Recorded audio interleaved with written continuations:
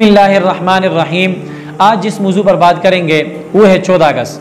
क्या आया ये मुल्क कैसे आज़ाद हुआ, इनके लिए किन अहबाब ने कुर्बानियाँ दी और पाकिस्तान का परचम सबसे पहले किसने बुलंद किया।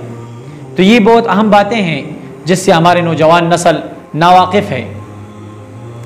तो देखें, सबसे पहले जो पाकिस्तान का परचम बुलंद किया वो हज़रत अल्लामा शबीर अहमद उस्मानी रहमहुल्लाह ताला अन्हु थे, जिन्होंने सबसे पहले पाकिस्तान का परचम लहराया।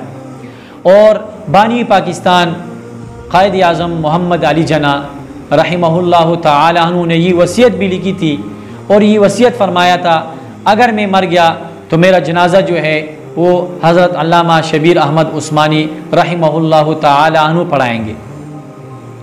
तो आजकल नौजवान नस्ल को ये मालूम नहीं कि पाकिस्तान का परचम सबसे पहले किसने लहराया, और ये भी मालूम नहीं कि हज़रत अल्लामा शबीर अहमद उस्मानी कौन थे, उनका क्या किरदार था।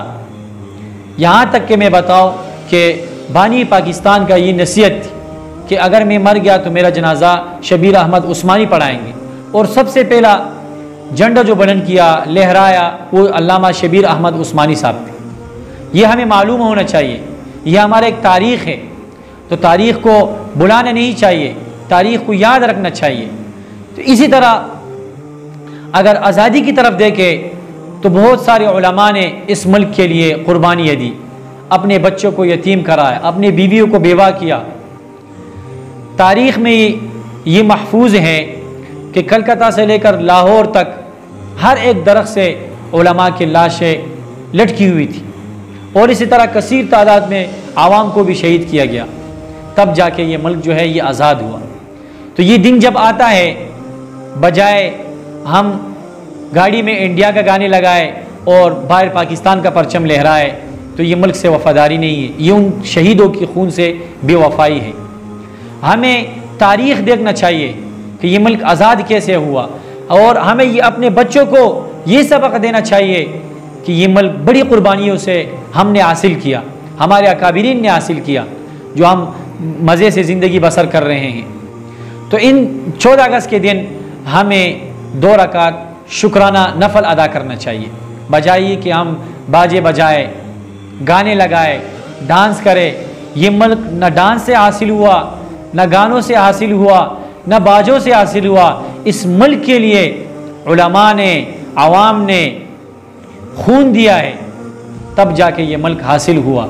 और वो जालिम बादशाहों के सामने झुके नहीं, वो यूँ खड़े हुए और उन्होंने मुकाबला किया उनके साथ। जेलों में कैद हुए, 4-4, 5-5 महीने, सालों भर जेलों में कैद रहे, लेकिन उन्होंने अपना मिशन नहीं छोड़ा। उन्होंने एक खूबसूरत पाकिस्तान हमें बना के दिया।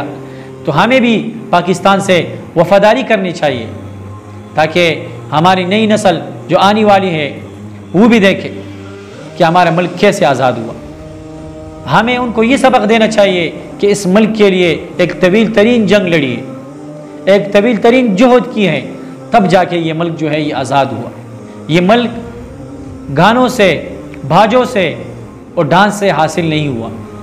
तो ये दिन जब आता है तो अपने बच्चों को ये सिखाना है कि हमारा मुल्क, इसके लिए उलमा ने, हमारे आवाम ने, बहुत बड़े बड़े बुज़ुर्गों ने कुर्बानियाँ दी हैं, तब जाके ये मुल्क जो है ये आज़ाद हुआ। ये इतनी आसानी से आज़ाद नहीं हुआ। इस मुल्क के लिए उन्होंने अपना खून पेश किया, शहीद हुए, तब जाके ये मुल्क जो है ये आज़ाद हुआ।